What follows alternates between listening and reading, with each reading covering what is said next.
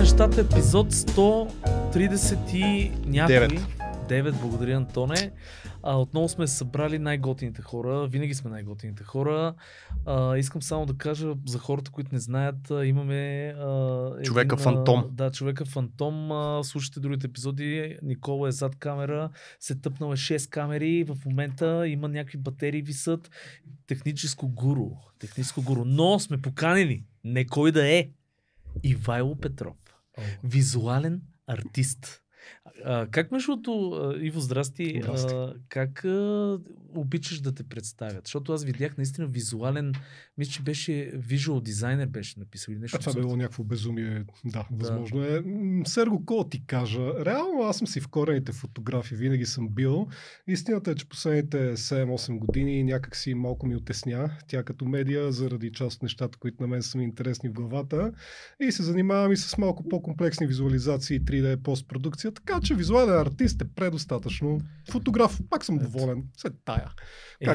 Има разлика за това. Това е много странно, защото ти знаеш, в живота по принцип постави конкретно нашата професия, но хората имат за тебе някакви супер фрагментирани представи в главата си и зависимост какво е видял от тебе човека, нали, в някакъв момент от живота, ти си за него това.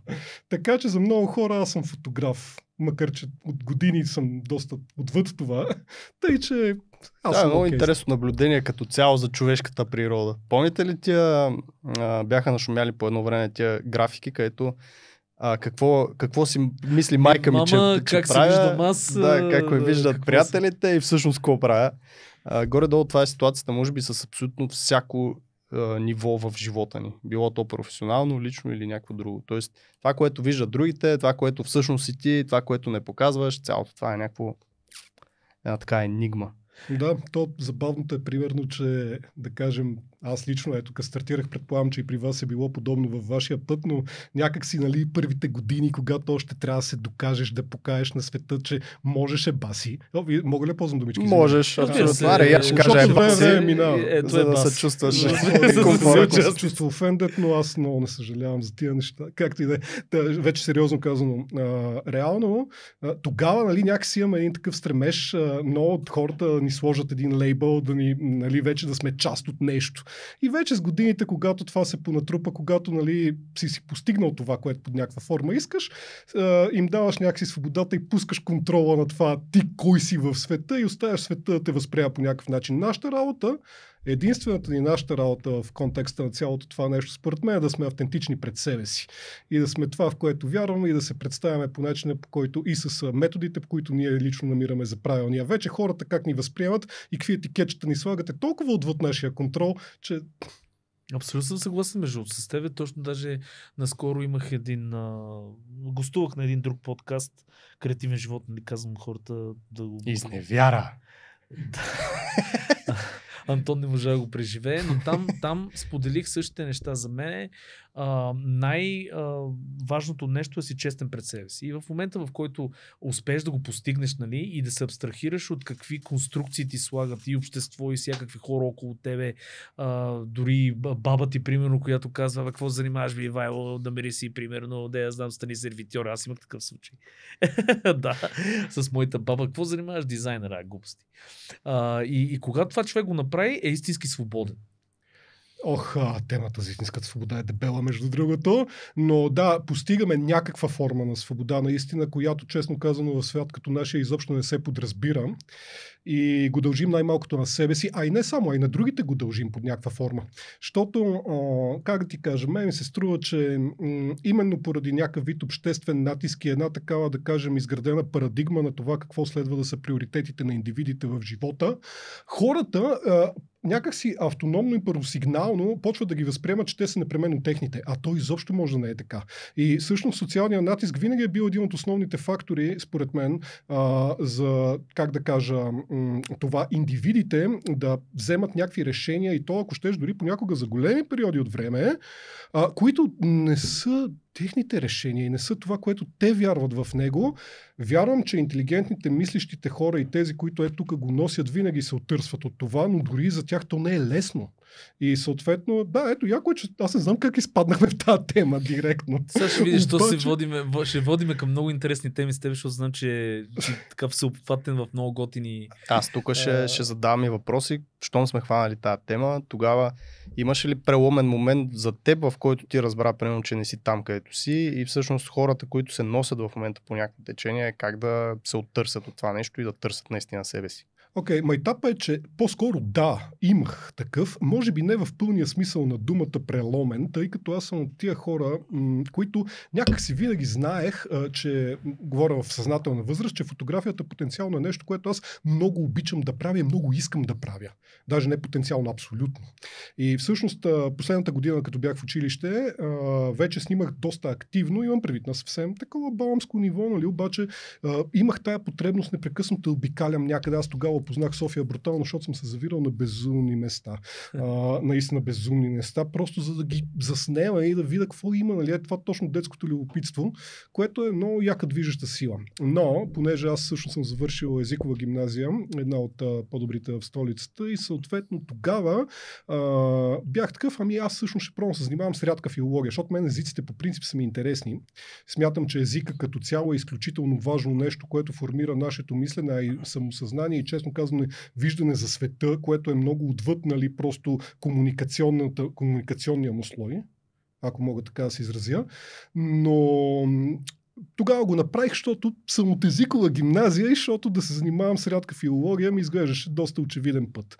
И съответно Ивайло, понеже ги знае нещата, нали, реши, че няма да се готви за английския, аз съм втора английска, и ще се справим супер и съответно не ми стигнаха 410 или бяха, не помня, няма значение, за скандинавистика, защото аз това исках. Интересен избор, между другото. Аз много харесвам тия култури, а и честно казвам част от отношението им към света, не всичко непременно. Той изглежда като викинг, кое му е интересно? По-скоро музиката. Той се е връщал към корените си. Но не ме приеха, и ме приеха на второ желание, което беше арабистиката. Съответно учих един семестър арабистика и точно тогава стана това нещо. То реално вървеше добре, обективно погледнато, тъй като така езика, арабския, той всъщност уж е сложен език, ама реално всъщността си не е. Той е просто много примитивен език, който е фиксиран, знаете, в Корана и той говоря книжовния арабски и той не може да мърда много от това. Съответно той е закостенял на едно ниво там, което относително бързо човек като му хване логиката, която естествено е тотално различна от всички индоевропейски, реално почваш да навлизаш, обаче си е изцяло нов език. И съответно темповете, с които се преподава това, изискваха 24/7 едва ли не ти да го правиш това. На лекции си цял ден, прибираш се, ако ти не си напишеш домашното за следващия ден, а ти имаш обикновено един куп, се оказваш неподготвен. И това трябва да го правиш непрекъснато. И в един момент аз, понеже го правех, вървяха, добре нещата, обаче си бях зарязал фотографията, аз нямах физическия капацитет за това. Тоест ти още тогава всъщност си бил любител фотограф, или? Да. Да. Както всеки фотограф. Абсолютно всеки фотограф в началото е бил много лош фотограф и любител фотограф. Да. Никой не е двете стадии. Но в един момент бях такъв, чакай малко, аз наистина много ми липсва да снимам, ще ходя да снимам. И съответно за буквално само 2 седмици спрях да посещавам чак толкова активно лекциите и почнах да изоставам с някои от домашните. И се оказа, че от само 5-6 на контролни локалните, следващото беше 3. И аз бях такъв, очевидно тук има сериозен конфликт, защото мен снимането осезаемо почва да ми липсва, а пък не ме кефи чак толкова много арабския, нали, не е всъщността ми поначало, че да го бутам това 4 години и така нататък. И тогава реших, че всъщност ще го оставя и ще се насоча към професионалната фотография, което принципно беше доста едно такова, бих казал, знаете, в креативната сфера рисково решение, особено пък, що се отнася за фотографията, доста нестабилно. Също така бих казал решение, което откровено ме плашеше поред параграфи, но реших да го направя.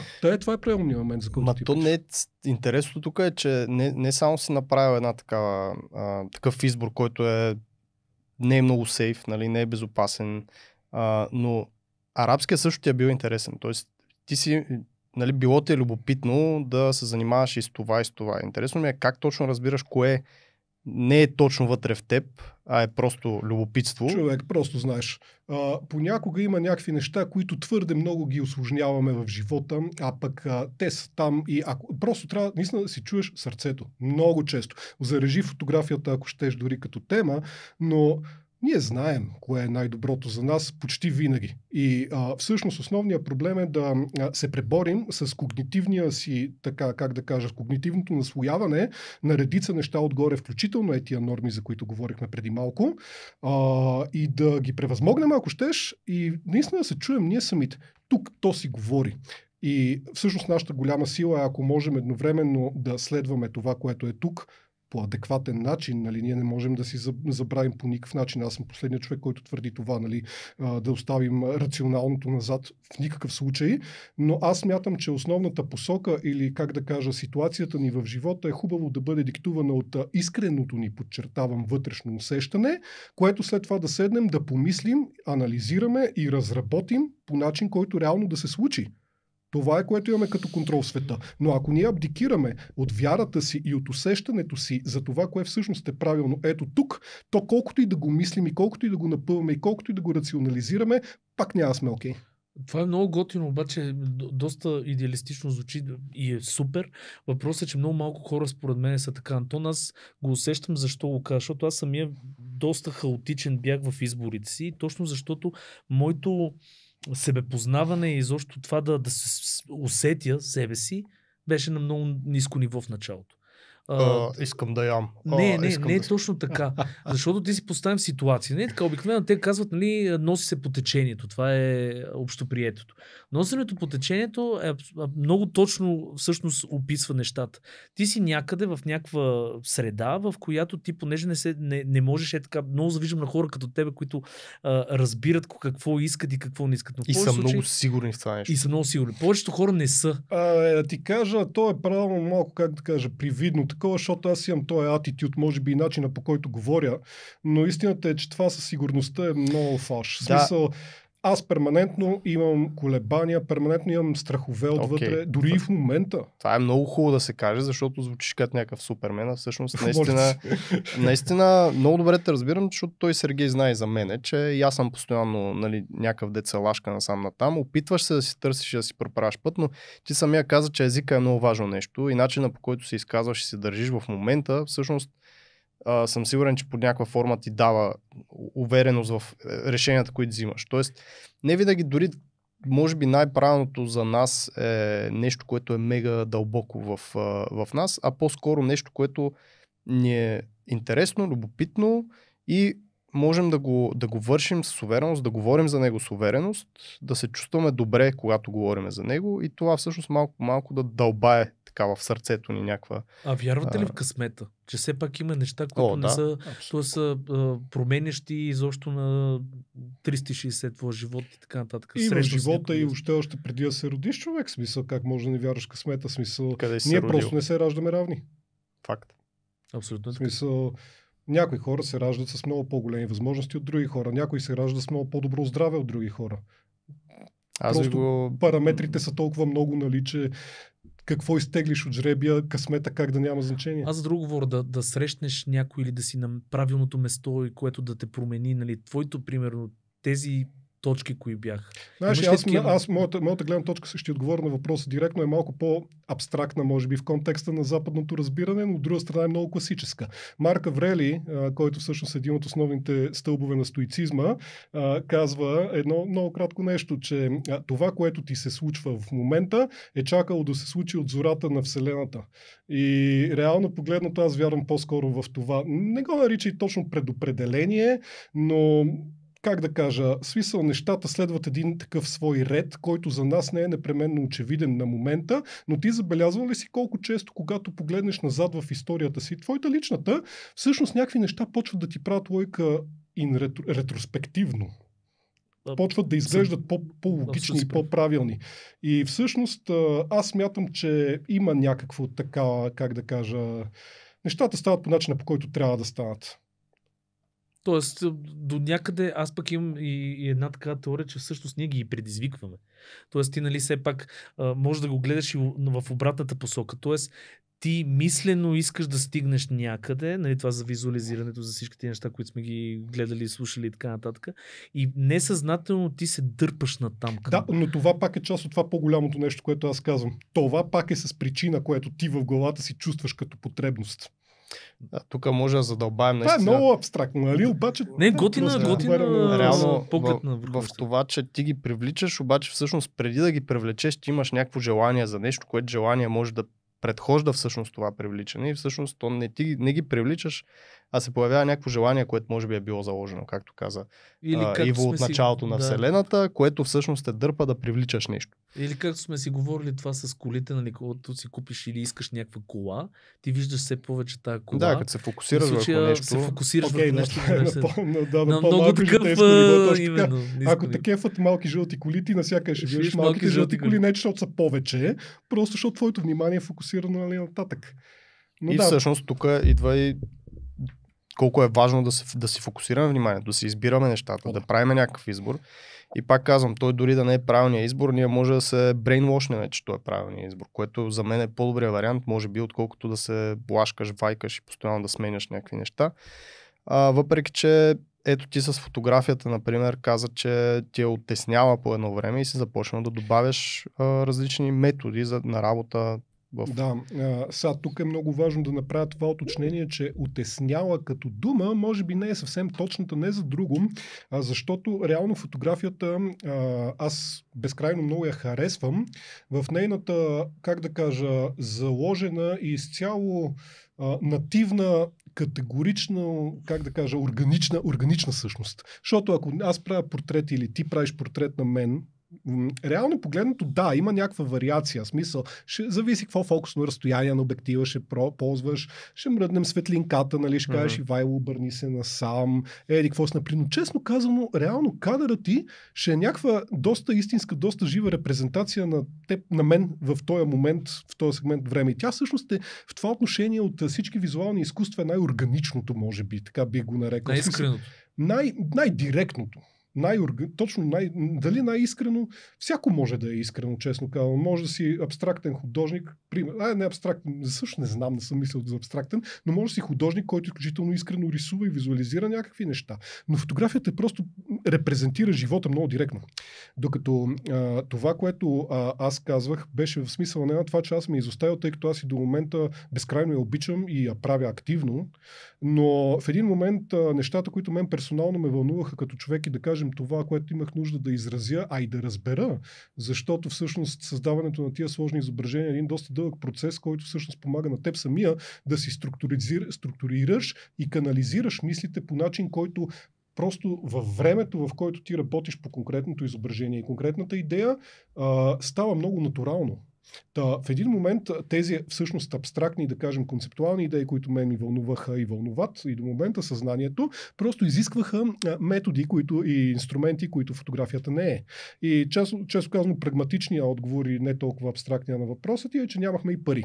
Защото буквално как да кажа, бюджетите, с които, нали, поръчковата работа се работи са едно, но всъщност заето тези авторските ми неща, строго личните ми, аз там пари нямах и трябваше... Starving Artist е малко ситуацията в личния. Аз не харесвам точно тази концепция на Starving Artist, защото по ред причини, но истината е, че наистина един такъв кадър, ако ние трябва физически да го направим, аз трябва да го поръчам на поне 4-5 различни човека, специалисти, като сценографи, хора, които правят сет дизайн, да работим с някакви неща, които всъщност са много специфични като материали, защото ако хората ми погледнат работата в контекста на концептуалната такава, там нещата са много различни, нали, от чистата фотография. Просто има много елементи, които са характерни, специфични, понякога сюрреалистично големи и така нататък, и така нататък. И просто такава продукция би отишла на такива цифри за един конкретен кадър, че за мен е абсолютно невъзможно да си го позволя.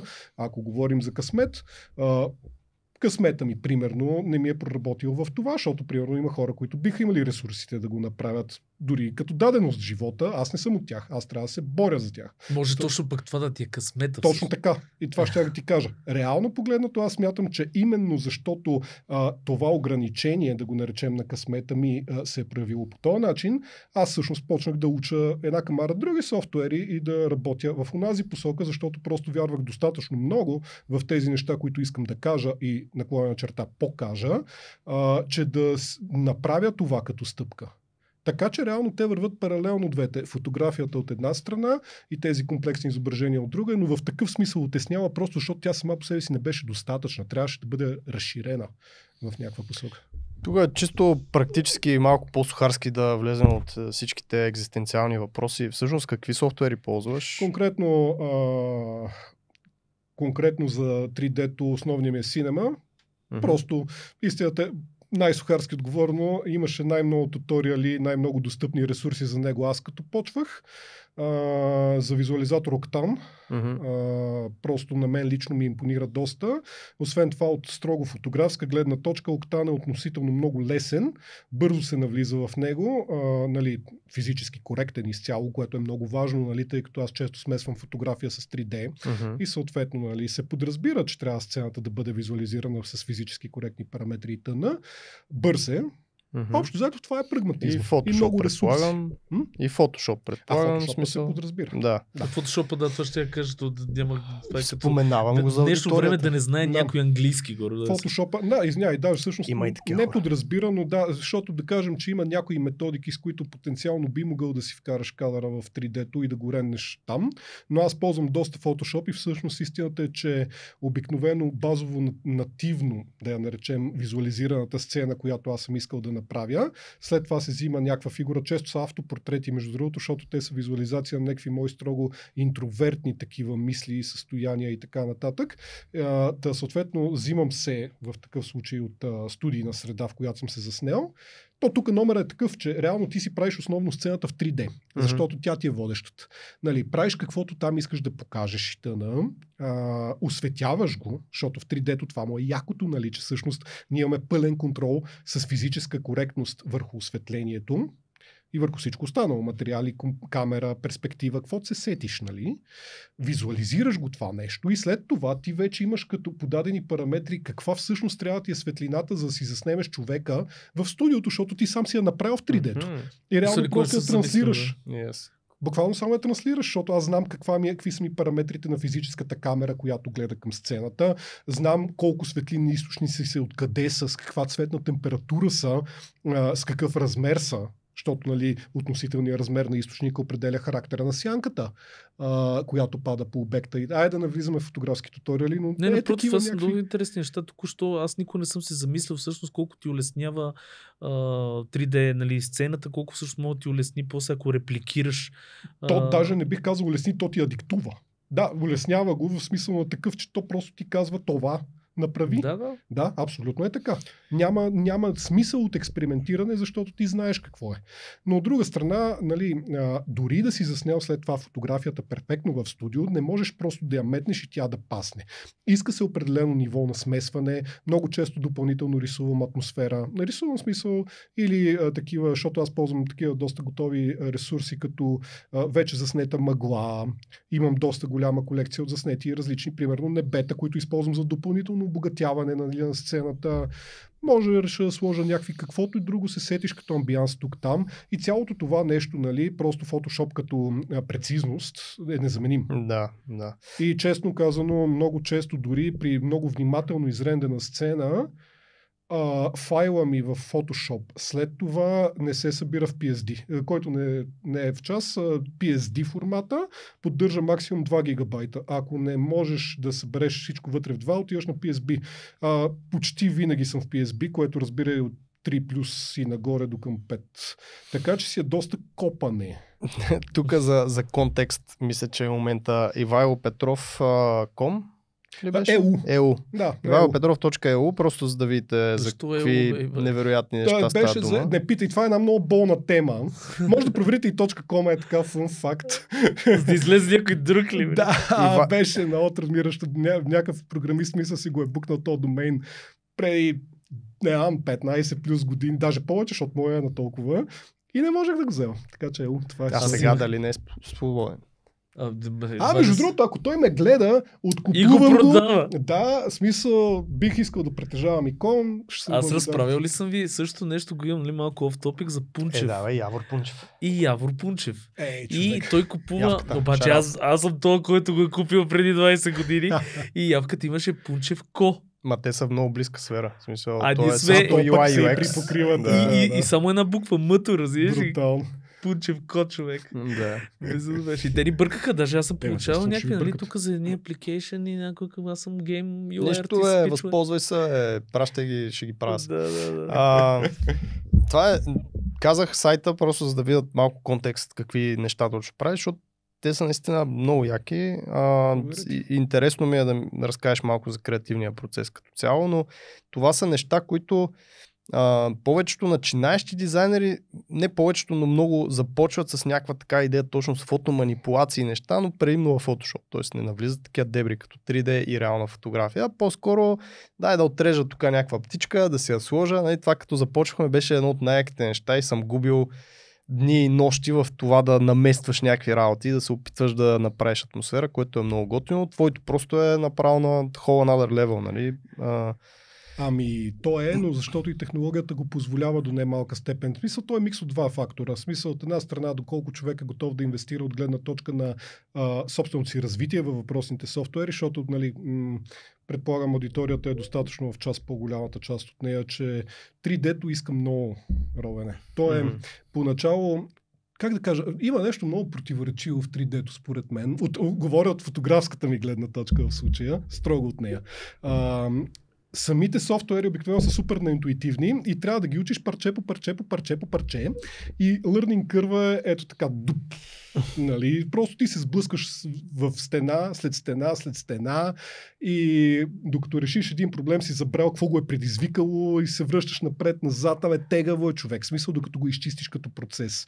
От друга страна, примерно за човек като мен, който идва по-скоро от страната на не по-скоро категорично от страната на фотографията, в един момент това, когато се изчисти всички технологични проблеми, нали, горе-долу си схванал как могат да бъдат превъзмогнати, всъщност е супер интуитивно, защото реално, особено рендерите, визуализаторите, нали, тип Octane, V-Ray, Redshift, каквото се сетите, всъщност те са изцяло, как да кажа, Ray Tracerите са изцяло физически коректни. И всъщност, когато ти му зададеш параметър на светлината, с какъв, пак казвам, размер, да е примерно или цветна температура, начина по който дистанция, което също е супер важно, начина по който това реагира с сцената ти е абсолютно логичният, той е очевидният, какво точно трябва да стане. И на мен това ми е супер лесно и аз като го видях, това бях, уау, сега всъщност имам виртуално студио с пълна свобода. И аз не можех да се откача от това нещо. В смисъл, то беше като дрога. Защото реално погледнато, също не знам как работи дрогата, да чакай, че прозвучах малко, нали, но подозирам, че е нещо сходно. Защото за първи път в живота си, въпреки смея да твърда доста сериозен си студиен опит, защото аз съм доста студиен фотограф. Това е основната насока на работата ми и основният акцент е контролирани сцени и контролирано осветление. Просто това е моята слабост и винаги съм искал да имам тая, как да кажа, свобода, може би да изразявам точно моята гледна точка към нещата, за което е нужен контрол. Това е друга травма, между другото, си имам психологическо обяснение, ама да не влизаме в тия неща. Но да, смисъл, идеята е точно това. Тоест контрол фрикси. Вече не е, но реално... Как се оттърси за всички контрол фрици в нашата аудитория? Човек, четеш, мислиш, самоанализираш се, приемаш някакви неща. Всъщност контрола какво е по дефиниция и въобще в самата си същност? Стремеж за някаква сигурност. Защото човек, когато се стреми към контрол, иска да е сигурен, че някакви неща са по някакъв начин. Това е пълен нонсенс в света ни, генерално. И в контекста на отношенията с хората, и в контекста на това, което се случва около нас, нонсенс. Обаче, когато си примерно отраснал в среда, която ти самия не си се чувствал много спокоен, интуитивното ти е да се опитваш да си осигуриш контрол, за да постигнеш ниво на спокойствие. И реално всъщност това е, което, примерно в моя случай е дефинирало това ми отношение към нещата, защото, нали, несъзнателно подсъзнателно, по-точно, реално аз винаги съм искал да имам това въпросно усещане за илюзорен контрол, защото това ми е казало, окей, сега ще мога да съм стабилен живота, сега ще мога, нали, нещата да са по-спокойни, евентуално ще може да са както трябва, което естествено е нонсенс, обаче ти това не мога да обясниш на детската психика. Съответно, това ми е повлияло до голяма степен и в ранната ми работа, от една страна, от друга страна факта, че наистина обективно погледнато и зарязвайки психологическата страна на нещата, реално ние трябва като фотографи да познаваме наистина добре с категорично стоя зад думите си, как работи светлината, всички там светлини източници, които можем да ползваме, защото те са ни най-директният инструмент за работата. Не е камерата, между другото, светлината е, защото камерата е регистратор. Но всъщност как изглежда сцената определя осветлението. Нали? И съответно от тази гледна точка ние трябва да сме абсолютно спокойни и разбиращи, нали, какво всъщност е като ефект различните параметри на въпросното осветление, за да можем да изразим и да покажем визията си, която в крайна сметка имаме. И всъщност това е другата гледна точка към нещата, която за мен също винаги е била важна. Много се разприказвах и ти забравих въпрос. Аз сега си го забравих, така че... Аз друго ще кажа. И художниците са така. Едно време ни учиха рисуви със светлина, нали? В което е много важно, защото тя ти дава абсолютно и цялото настроение и абсолютно всичко. Ти можеш буквално само с промяната на светлина да направиш от жизнерадостна сцена с такава страшна сцена, която, нали, да те фрапира, да ти стане неприятно, че гледаш. Тотално от двата спектъра. Нали? Аз и друг паралел ще направя. Това, което казваш, че един фотограф трябва да си знае техническите параметри, нали, до някъде физика и разни такива по-технични неща.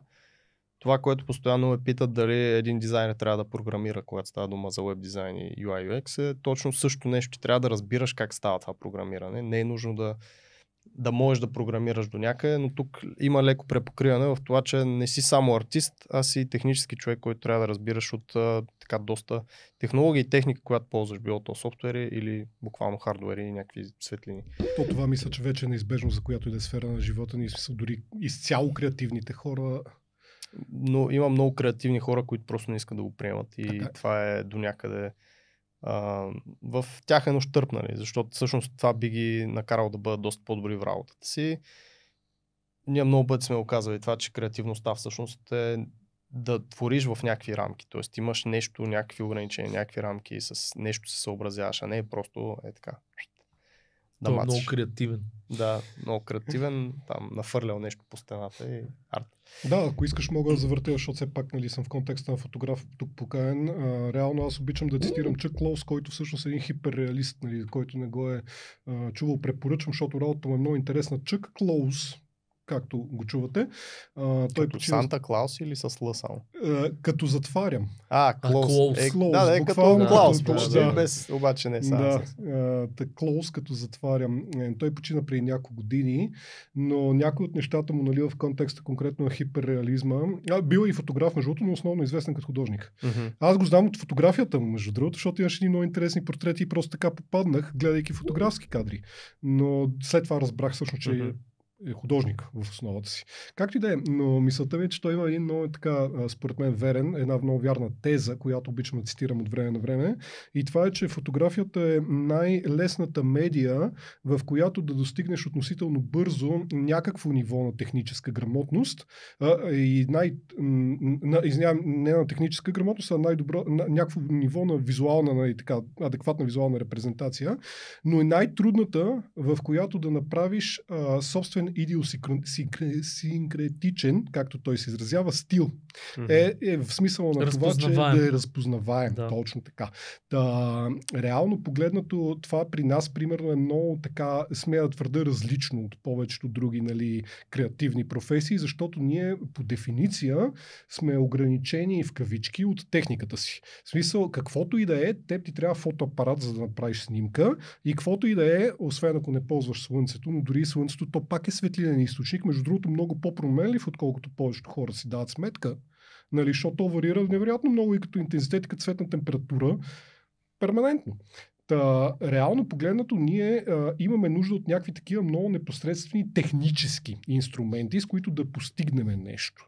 Така че при фотографиите то някакси по дефиниция това се подразбира, че ти трябва да имаш някакво ниво на техническа адекватност. Другото, което обаче аз забавно наблюдавам, дори там е, че много хора те решават, че ще снимат, купуват си фотоапарат, което е очевидната и прекрасна първа стъпка и след това казват, мен много ме е страх да вляза в студио, не искам да се занимавам с изкуствено осветление, което мен примерно винаги ми е било много странно, защото дори човек да не вижда смисъл конкретно за работата си, той персонално и да си казва, аз искам моята фотография да изглежда много натурална, да изглежда много жива, да е тотално все едно неконтролирана, спонтанна, което е прекрасно, ако човек така го усеща и иска това да е неговата страна. Студиото, примерно, е супер обучаващо, защото там ти имаш наистина контрол, да се върнем пак на това, но не в този вече смисъл, който говорихме, а контрол върху това какво всъщност осветява сцената ти и какъв е ефекта от промените в осветлението, които ти много бързо можеш да правиш. И на практика всъщност парадоксът е, че в студиото, ако човек иска да проснима в студио, по-бързо ще навлезе в това да стане грамотен фотограф, а хората се панират някакси от това. Тоест ти нямаш странични такива променливи, които да не може... За слънцето нямаш и димър най-малко, да мога го намалиш, когато си искаш. И си по-добър режисьор на това, което правиш. По-добър не знам, но да, можеш веднага непосредствено да видиш какъв е ефект от промяната на... Да, това не ми харесва, ще мръдна тази светлина. Да, и виждаш какво ще стане. Лайв фидбек на нещо, което правиш в момента.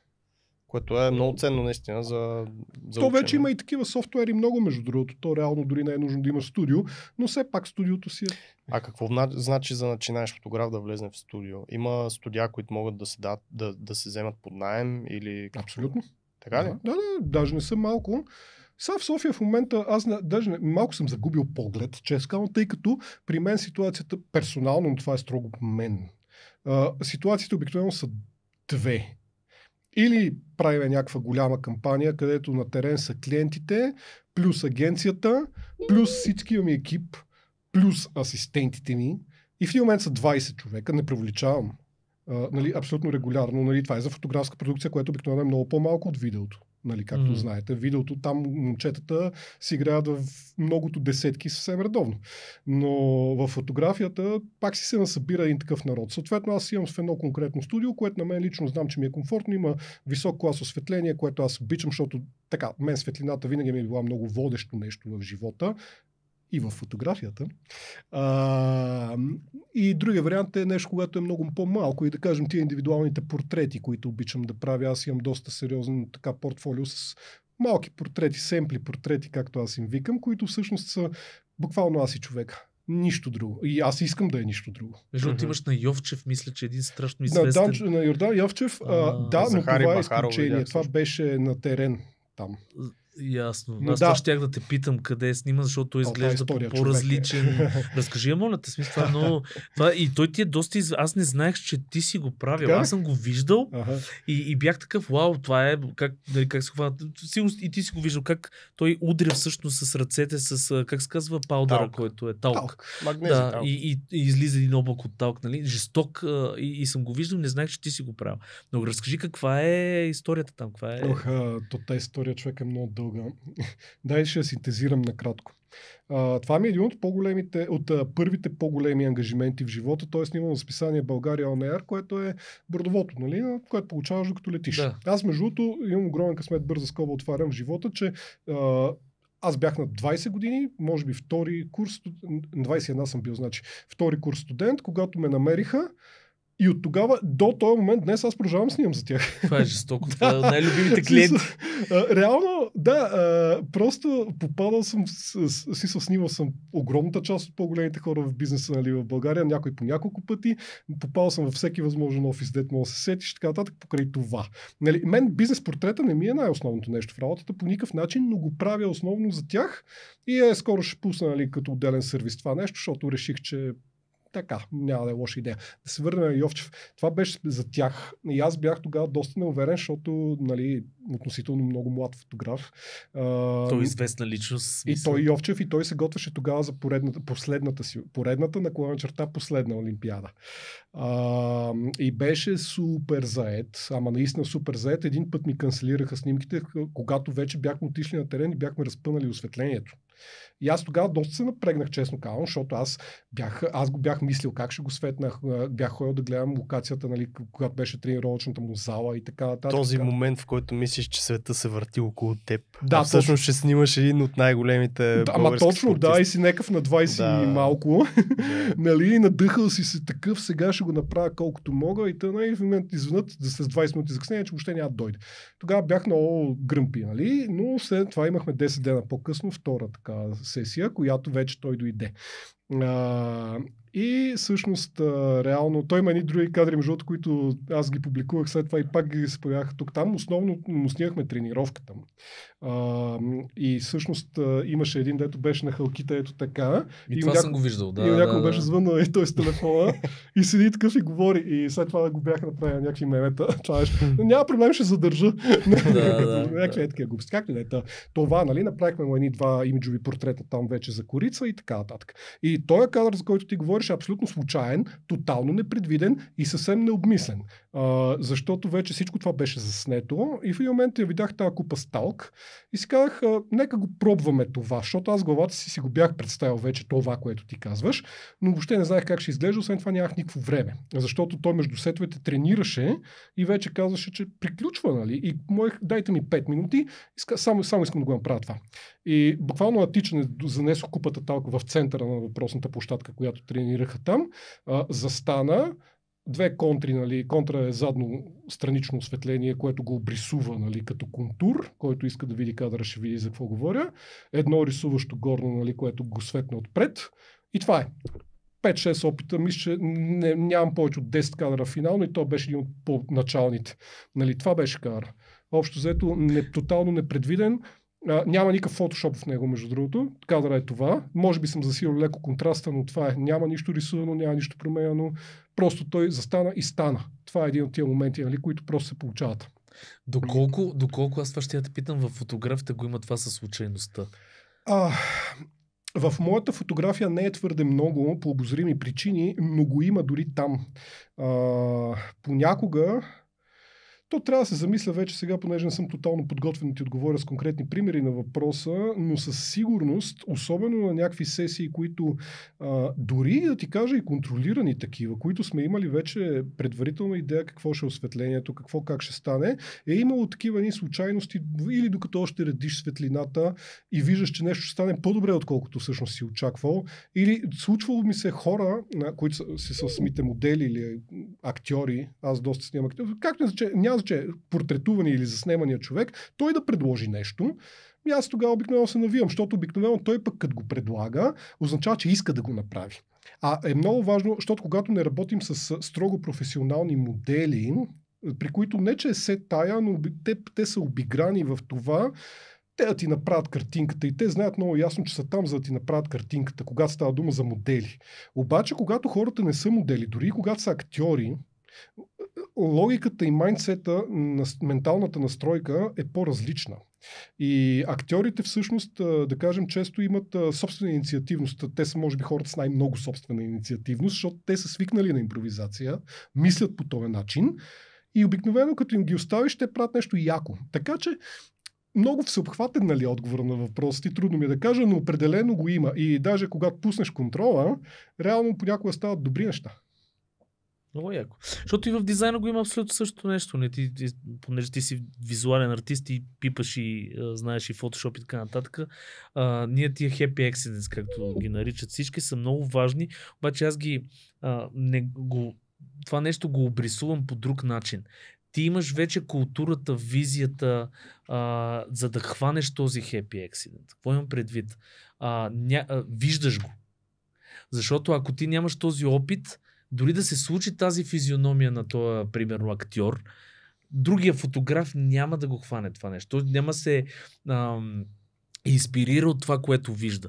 Тоест тук, затова казвам, не винаги е accident. Това цялото нещо. Не, дали, смисъл, случва се нещо То от гледна точка, което не си контролирал, да, и най-вероятно... но ти го виждаш възоснова на много патерни, много неща, които си мислил и така нататък, и не е абсолютен ексидент това цялото. И най-вероятно си пропуснал още много ексидент, с които може да не са ти... Но факт е, че аз също много се кефя като се случат, но е нещо, на което не можеш да разчиташ като професионален, било то дизайнер, фотограф или каквото. Затова отиваш подготвен. Да, отиваш подготвен, ако нещо такова се случи, това е един прекрасен бонус за цялата сесия в случая. Ти бил ли си на фотосесия такава с професионален фотограф? Не съм, обаче много отдавна искам, защото аз съм, смея да твърда, нефотогеничен. Аз съм по моя изключително неловко се чувствам, когато ме снимат в такъв сетинг. И наистина работата на фотографа е да предразполага най-вероятно доста... Как предразполагаш, примерно, такива хора? Сега ще разочаровам, обаче не е точно това работата на фотографа. Да, окей, но хората, които... Почва да те масаж, да. през кафенцето, моля да се предразположи сега. Разбрах ти въпроса. Значи, моята философия е малко по-различна за това нещо, в смисъл на такъв. Аз по принцип не работя много с хора, които нямат опит. Така че отговарям малко от позицията на такъв човек. Нали? Mm-hmm. Има хора, които специализират в, да кажем, семейни фотосесии или пък такива индивидуални сесии, наистина на хора, които са решили, че ще се снимат. Аз това не, че не го правя тотално, но го правя много рядко и е по-скоро сериозно изключение в работата. Но там, съгласи се, до голяма степен фотографът е отговорен за това да предразположи наистина хората, които не са професионални модели. Може би да, но аз ще отговоря по начин, който смятам, че е сходен за тях. Поне това е моето мнение. Mm-hmm. Реално фотографът това, което дължи на клиента си, айде в най-общия случай. Аз много не обичам даже тази дума, но обективно често е. Да. Модела от среща. Да. Реално е той да отиде със собственото си позитивно отношение, нали, да е достатъчно уверен, отговорен, точен, нали, в това, което прави. Наистина да е въпрос на отношение, да е отворено. Аз така разбирам нещата. Има хора, между които и с това не са съгласни. Те се държат като ръбове и смятат, че това ще предизвика определена емоция, която може да е яка в кадъра. Аз смятам, че мога да гарантирам собственото си по-скоро отворено позитивно отношение, но вече какво прави човек и как реагира той на него е негов избор. Нали? И е малко отвъд мен. Пак казвам, моята гледна точка е малко по-встрани, тъй като обикновено хората, с които работя, имат опит. И примерно с Кристоф Ламбер, даже тия дни така нещо реших да се върна, че имам нужда да... Понеже се занимавам, като говорим за студио, извиняйте, малко ще върна лентата. Аз в момента правя едно помещение, което, казано в съослушание, то ще е нещо като пространство, където може да се снима портретна фотография, да кажем. И ако така хора, които имат интерес, не е голямо, няма да е студио, не ползвам думата студио, но е на много готина локация, старинно едно такова, има атмосферата точно да има да се създава някаква работа с дух и душа, което е готино, нали? Няма много такива места в София, защото повечето са студия. Mm-hmm. Аз фотографското студио, знаете какво е, то не е много по-различно. Сухо, да. Да, той логично по много параграфи да е така, но това, което аз правя, съвсем друго. Та, понеже в момента текат финални там етапи на една, да не описвам каква реставрация беше, в един момент ще го обявя. Реално там вероятно ще могат да се случват някакви неща, даже вероятно ще го отдавам. Нали, за аз това ще я те питам, дали ще го даваш под... Вероятно да, под някакви условия. Нали. Предполагам, че няма да е съвсем отворено за всеки. Със сигурност няма да е, но за хора, които могат да се разчитат или които имат интерес да се развиват в тази посока, със сигурност ще е място, което би могло да им е интересно. Така че да, stay tuned. Но мисълта ми е, че нямам време много покрай това нещо и покрай някои други лични неща да работят с темповете, с които съм свикнал да работя. И сега в момента малко се върнах към един-два кадъра такива по-стари назад, които са ми останали на харда и помня, че имаха нещо в тях, които буквално само вечер мога да нещо да направя. И един Кристоф Ламбер, има причина да го изприказвам това нещо цялото. Кристоф Ламбер ми е много жив пример в това нещо, защото разбираш, този човек не просто не искаше да се снима този ден, той не искаше още според мен да е в България генерал. Не знам какво беше, вероятно настроение, нямам идея, не се тая, няма и значение. Аз бях отишъл като професионалист, той дойде като професионалист. Реално той направи точно това, което се очакваше от него. Защото, нали, знаете, Кристоф Ламбер, малко тав гай такъв, има един конкретен поглед, който е навсякъде. Да. Застана, даде ми го, аз го направих И си казахме чао. Обаче енергията човек беше... Аз Сива. отидох супер позитивен, даже леко хипер. Тестостерон! Неща такова, обаче беше някакво, разбираш, то човека просто не искаше да е там. И каквото я му кажах, беше едно такова измучаване. Не знам какво. Не работи. Човека или иска да се снима, или не. Виж, аз само да вметна тук, понеже може би за нечи уши звучи леко омалважаващо, но всъщност тази част на портретната фотография, на бизнес фотографията, на семейната фотография и тези, които правят подобни фотосесии, всъщност тези, които са добри в това да предразполагат и някакси да усещат енергия на отсрещните хора, за мен това е една невероятна суперсила, която някои фотографии имат и може би, не знам, ти може би можеш да го изкоментираш, но фотографите са доста чувствителни към обектите си. Тоест, за да хванеш конкретния момент, мимика, енергия или някаква атмосфера в конкретния човек, който снимаш, ти трябва самия да наистина много да ги усещаш тези супер микро различни нюанси, които се получават в настроението на човека отсреща. И това аз мога само адмирации да правя за това нещо и не всички фотографии са добри в това. Абсолютно. И затова може би има такива, които се занимават повече с хора, други, които се занимават с малко повече арт фотография. Абсолютно има такива, които си имат само модели. Даже по никакъв начин не съм искал да звуча уважаващо, напротив, ако е било така, се извинявам. В случая не съм искал да е така.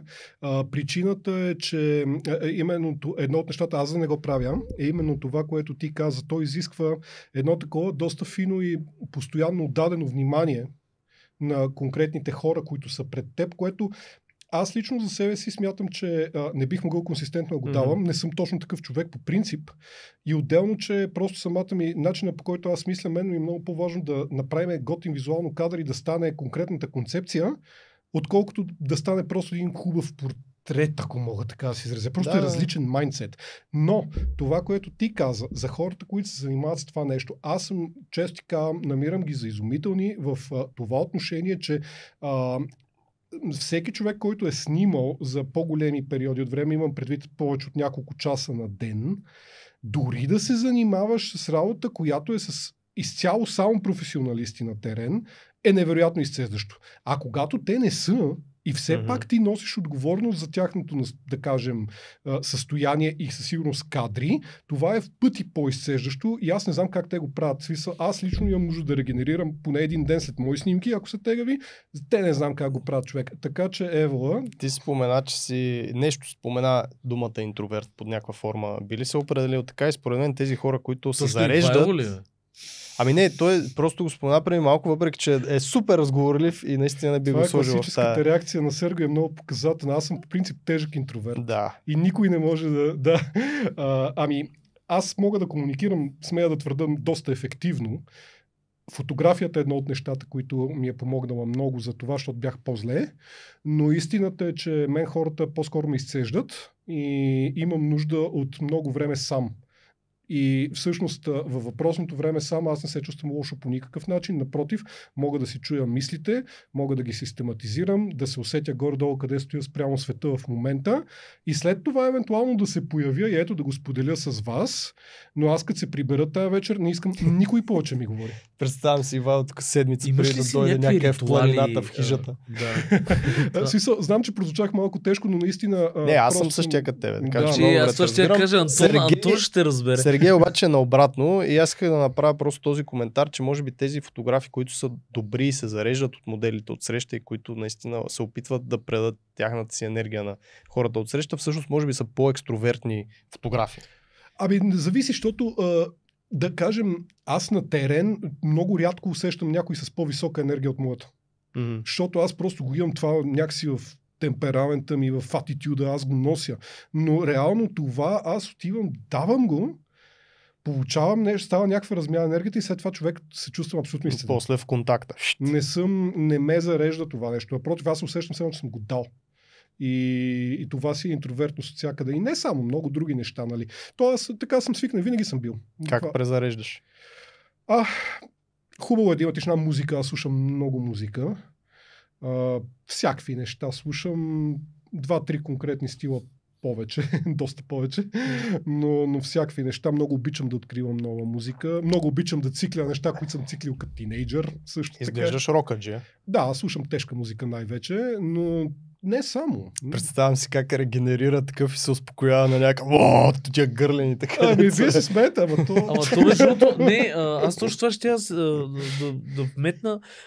Аз имам един колега, между другото, който всъщност се концентрирал повече, когато слуша нали, звуци на високи децибели, определени и така нататък. Тоест обратно на това, което хората си мислят. Ли. Да. Аз трябва да си пусна някаква тиха музичка, която така да ме Някакво релаксира на фон. да И тече. така нататък. И при него работи по различен начин. Той каза, ме стимулира, то ми е като кафе.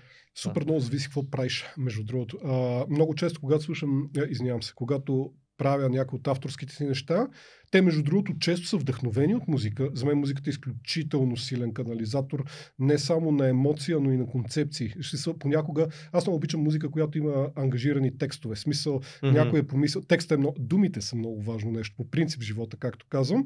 И когато има музика, която от една страна е плътна и готина, ползвам тази дума, защото тя може да не е красива, дори тя може да е просто силна като музика, но и със силен текст. За мен това е като инжекция в мозъка директно и непрекъснато и веднага просто почвам да си представям и сцени и да интерпретирам чутото на базата на него, да мога вече да, как да кажа, да визуализирам някакви неща от собствената ми реалност. И това за мен лично всъщност е много силен инструмент и много от авторските ми неща. Примерно имам една серия Гняв, която между другото беше изследвана на емоция, с която аз години наред имах някакви проблеми и в един момент реших, че аз трябва да го реша това нещо. И често казвам, смея твърда, че успях до много голяма степен, но това беше сцената на супер много копаене, мислене, работа и така нататък и така нататък. И всъщност въпросната серия Гняв, те са 17, извинявам се, концепции, направени са точно по начина, за който говорихме, 3D плюс фотография, автопортрети са.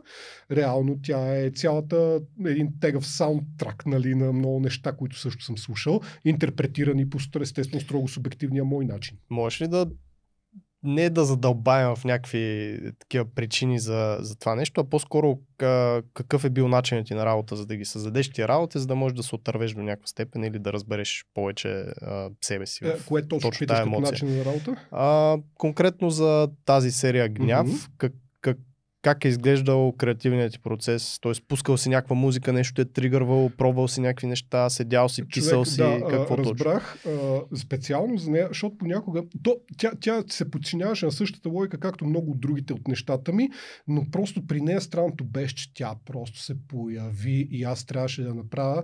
Това вероятно беше, може би, най-интензивният ми период на работа в живота изобщо. Аз тогава работех поне по 12 часа на ден, като паралелно си движих и други неща, защото аз не можех да спра да работя професионално, но аз просто не ставах. И реално защото всяко от изображенията е 17, пак казвам, си отнемаше доста часове, 15 минимум, нали, и съответно си беше много бачкане. Но реално те просто се появяваха, разбираш, то беше от тия моменти, които просто нещо изниква в съзнанието. Но докато слушаш и нещо то е конкретно, готово. Или докато слушаш нещо конкретно, или трябваше сам и да това, сядаш с мислите и си? не само. Примерно има парчета, които са вдъхновени там от Кататония. Аз много харесвам Кататония. Има от Echo and the Bunnymen, човек. В смисъл, обаче те някои много мрачни неща. Всъщност има от строго мои си такива интерпретации, които със сигурност са вкоренени в някаква друга музика, която съм слушал, но съм решил, че по този начин ще нали, канализирам в случая. Но истината е, че те просто се появяха като картинки и всъщност, да, след това, как да кажа, музиката беше интегрална част, която аз си въртях, докато работя. Между от малкото случаи, които можех да слушам много силно музика, постоянно докато работя. Защото без да те разконцентрира. Иначе принципно не мога толкова. В смисъл трябва да е намалена или да ми е по-тихо, защото е сложно. Но тогава можех. Беше някакво много емоционално интензивно цялото нещо и то просто се изля. Аз по-скоро, по-генерално, понеже така ми стана интересно, какво ти инспирира нещата, които правиш? Това е ясно, че са различни неща, но кои са така най-основните двигатели, примерно? Освен музиката. Пеперутката, която каца на цветето, например. Не, това е вече философското. Цариградско в 6:30 вечерта. И имаш ли техники, които пък, примерно, когато не си, нали, за да излеземе от тази концепция, че каца така музата на дясното рамо и ти изведнъж създаваш някакви неща, имаш ли техники, които, когато, примерно, нещо не можеш да го направиш, стигаш до тази инспирация. Примерно пиеш кръв от пиле. То не развива. Истината е, че аз нямам проблем с това. Даже проблем е обратния. Имам толкова много неща, които искам да направя, че не знам как и кога. Тук защото намразиха 80% от хората, които ни слушат. Не, човек, аз имам и бордове, са и концепции, имам и писания. Смисъл, понякога си ги записвам дори само на телефона и след това просто избирам кое в момента най-много ми се прави приоритетно и кое най-много го усещам и сега да го правя. Малко ми тежи между нас, казвам, че последната половин година покрай това, което ти казах, което се занимавам, не го правя с темповете, с които съм свикнал и с които искам да го правя, но в един момент вероятно ще се върна, тъй като за мен то е много важно. В смисъл, много интегрална част от това, кой съм аз и как да кажа, някак си... Виж, като казахме за любителите фотография още в началото на разговора ни, аз гледам на себе си като под някаква форма любител все още. Ама любител в класическия смисъл на думата, в френския, защото, примерно, на български, като кажеш на някой, че е аматьор, нали, ти звучи се едно, че го деградираш. Нали, някаква обидна. Да, някакъв не ставаш. Докато аматьор в класическия смисъл на тази дума от френски е човек, който много обича да прави нещо. И тя някакси е влязла с една такава доста негативна конотация в нашия език, ама не е в началото си. И аз съм аматьор в този смисъл. Аз наистина и до момента обичам това, което правя. Много от реалността около него хич не ми харесва и напоследък все по-малко ми харесва, ако трябва да съм максимално честен, поне на нивото на работа, която аз искам да правя и съм се стремял винаги да правя. Но това не отменя факта, че аз самия обичам. Ето това, което си говорихме за искреността тук. И всъщност това тук е един от... Защото, извиняй, не мога да отговоря твърде добре на въпрос, който ми зададе с откъде идва, просто идва. Аз чета доста, между другото четенето е много важно също, защото то е единствения процес, който наистина тренира изграждането на дълги невронни връзки в мозъка и способността ние да можем кохерентно и консистентно да формулираме сложни тези. А това нещо е много важно ние дори в главата си да можем да го правим, за да може след това на базата на това да знаем какво искаме аджеба да кажем и вече да го упростим, синтезираме и вече решим как да облечем в визия по най-адекватния начин, който на нас ни изглежда. Това е супер полезно и за дизайна, между другото. Да можеш да се аргументираш пред хората, с които работиш под някаква форма. Не само, да можеш, ние това сме го говорили много пъти, нали, да си направиш една симплификация на всичко, което ти е в главата и да го излееш по някаква форма в пайплайн, в нещо, което да можеш да го докараш до краен вариант. Защото иначе, нали, характерното е като пинг-понг. Блъскат се някакви идеи, някакви неща, ти не знаеш откъде да го подхванеш, случват се някакви неща. А истината е, че наистина, за да можеш това да го канализираш в нещо, което накрая да излезе като продукт, трябва да има един процес, който е много систематичен и ти го каза. И това нещо явно му помага четенето. Антон не чете много. Не чета, аз съм този проблем. неграмотен, аз не мога да чета. И май никой от нас не чете, също субективно погледното, той на мен ние четеме с Audible по принцип. Искате ли да ви кажа, едно нещо изчетох 5 книги миналата съвсем off-topic, да ви кажа аз какво си някакси си го изградих последно време, е да чета по малко преди лягане. И си взех едно Kindle-че Paperwhite. Искам да кажа само, че Сергей си ляга в 4 сутринта, след като изгледал половин Netflix. Това има време за... Но навика вече го има и аз не мога да заспа дори без да прочета дори 2-3 страници. Факт е, че изчетох маса книги по този начин. Mm-hmm. Защото на малки порцийки, обаче, примерно редовно, всяка вечер, 2-3 страници, 10, няма значение, колкото ти се чете. И това нещо ми помага.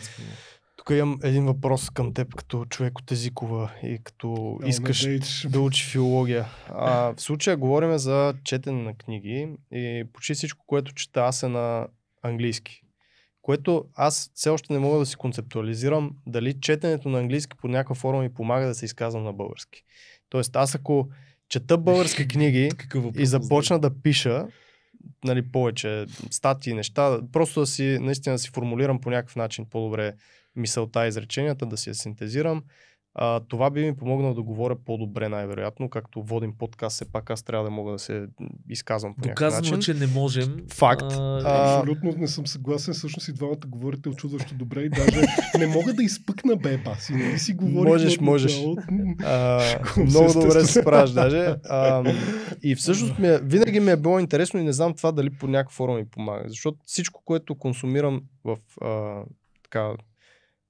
аудио формат или в нали, писмен формат е по-скоро на английски?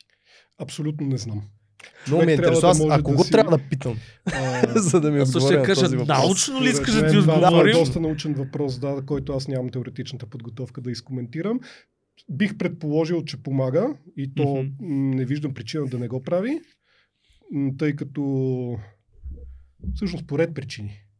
Но не мога да застанат за думите си твърдо, просто не зная. Аз имам една теория, веднага ми попна. Попна на защото английски. е чел някаква книга. Не, напротив, не съм. Вече. Просто чисто като изхождаме от това като Що структура. Може да кажеш, че си чел. Можеше, ама аз не съм от тези хора. Даже дискредитирам понякога знанията си и уменията си. Не знам защо го правя. Ниско самочувствие му викат на това. Ти си невероятен, Сергей. Всички много те обичаме. Благодаря. Но това, което веднага така ми излезна в моята глава е, чисто като структура езиците, английски е много по-прост като конструкция език. Или поне така твърдат, нали? Български от друга страна е лингвистично много по-богат. 4 пъти горе-долу. Ето, току-що му обори. Български има около 100 000 думи, английски има около 400 000. Да, защото в моята глава беше, че бъдейки по-семпъл език в този смисъл, може би те кара да си формулираш по-добре изреченията по-стегнато, по-семпъл.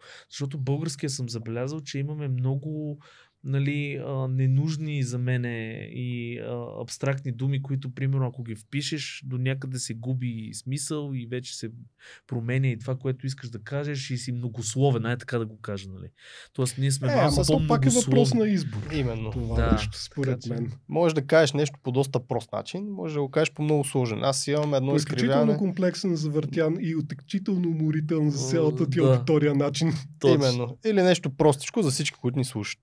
Това са двата вида и аз имам едно оттежняване в мен от UX-а, защото като UX-ър се опитвам да синтезирам и да намалявам възможно най-много каквото ми се подава като информация и като текстове, защото постоянно връщам на клиенти, на хора, с които да спреш да говориш и реално мога да комуникираш само с жестове и няколко думи. Или с някакви такива звуци.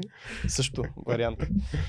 Добре, да те върнем на нещо, с което може би малко ще си по-подготвен. Пак креативният ти процес. Не е откъде се инспирираш, а по-скоро като трябва да работиш всъщност какво правиш, какви са стъпките, правиш някакви мудборди, събираш ли информация от 1000 места.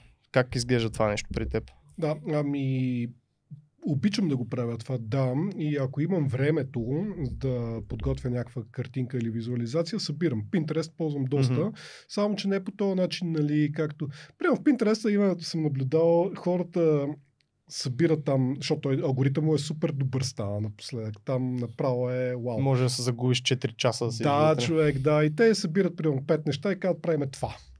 Нали, с сочите и правим това. Което е някакъв подход на работа, нали, но не е моя.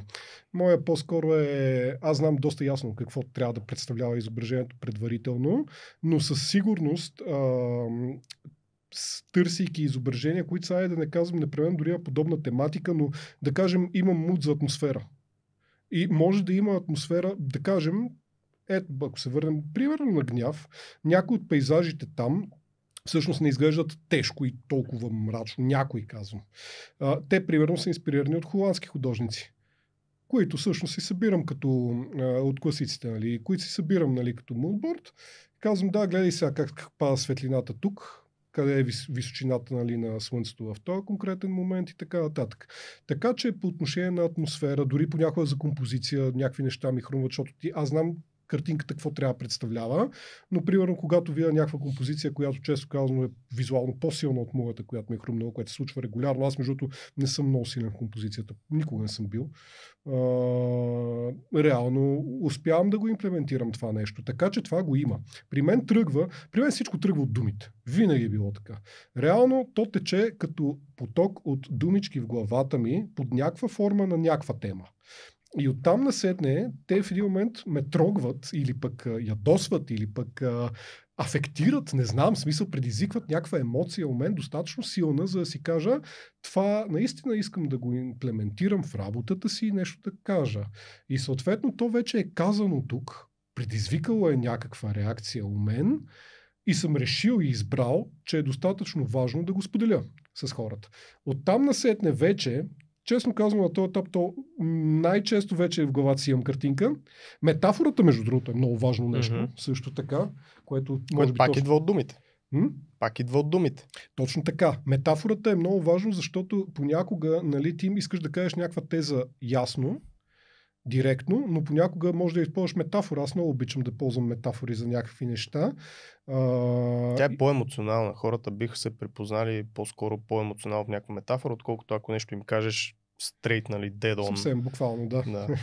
Това е много забавното, между другото, защото много често хората определят моята работа като, да кажем, фантастична.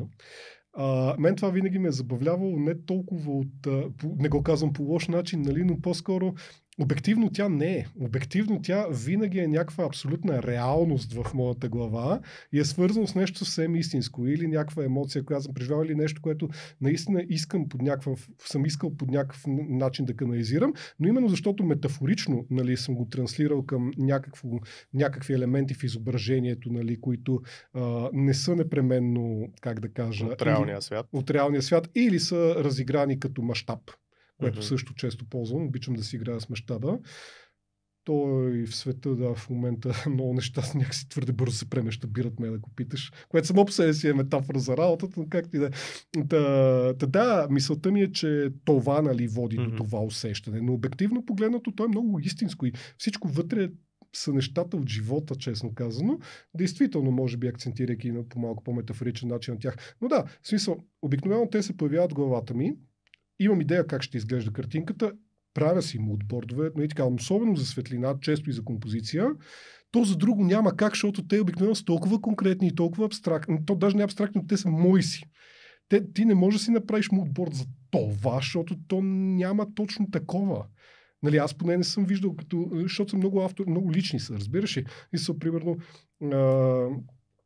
въпреки че и това не е съвсем вярно. Примерно, редовно сега, просто ми тече мисълта, нали, в момента. Сега се сещам, че даже скоро имах една така, директно съпоставка с музиката. Има една прогресив група, дето никой не е чувал, всъщност правят супер красива музика, много емоционална и много мислена. Смисъл с много красиви текстове. Казва се Fates Warning. Да ги хайпнем. Fates Warning. Трудни са за слушане, между другото, но аз много ги харесвам и от тинейджера още си ги харесвам. Те имаха някакво парче, дори не се сещам къде беше. Сетих се всъщност от един албум, всъщност супер як, казва се A Pleasant Shade of Grey. И в него имаше един там пасаж, че за човека, който седи в главата си и пише писма, които е сигурен, че така или иначе никога няма да изпрати. И аз в момента правя една такава визуализация, защото в живота имам една такава ситуация, която ми се ще да си визуализирам най-малкото за себе си и съм си 3D сканирал главата, фотограметрия, ако знаете какво да казвам. Кажи, защото... То ще стане много посоки на мисълта, човек. Добре, накратко. Главата, не само главата, всеки обект, нали? Всичко може да се сканира, така да ви го кажа. С телефончето. Даже вече има и някакви апликации такива в градени, не в градени, които може да си свалите. Аз го направих по малко по-качествен начин с фотоапарат. Нали, това нещо, снимаш обекта от максимално много гледни точки, поне 20-тина, като сменяш, нали, как да кажа... Ъгъла, да. И то ти прави... Връткаш го, да. И след това на база мяташ това нещо в едни софтуери, които анализират въпросното отместване и на базата на изчисляването на това нещо плюс малко черна магия ти генерират меш и текстура. И е супер психо. Аз имам моята глава така снимана, пробих си я, сложих вътре, нали, малко стол, писалище, малко такова осветление, нали, да не е твърде мрак. Да, точно кабинета в главата ми, то винаги е било така. Защото, главата ти е кабинета, човек, а вашата работа е същото. Мисля, това, че седиме тук пред някакви дисплейчета, нали, така е. Това ти е кабинета. Всичко останало е просто тук, мислиш, другото е инструмент. Да.